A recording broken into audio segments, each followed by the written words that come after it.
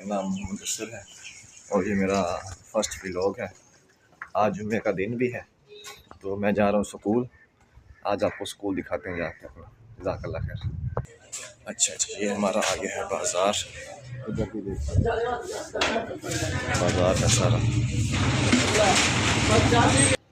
रास्ता थोड़ा तवील है, 5-10 मिनट लग जाते हैं जाते जाते। कभी कभी रास्ते में कोई मिल जाता है मुझे तो मुझे ले जाते हैं स्कूल।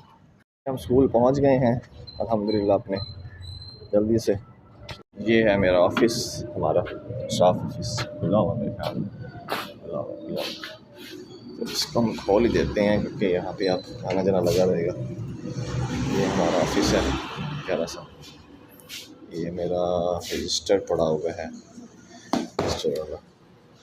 ये हमारा स्टाफ रजिस्टर है, इसमें हम अटेंडेंस लगाएंगे। ये जी मेरा नाम लिखा हुआ है, कल मैं इसकी लगा दें पहले, कल वाली 55। आज मैं पहुंचा हूँ गाड़ी पे, टाइम देखें 8:30। ये 2 मिनट घड़ी आगे है तो यहाँ पे लगाएंगे हम 8:30 लगा देंगे।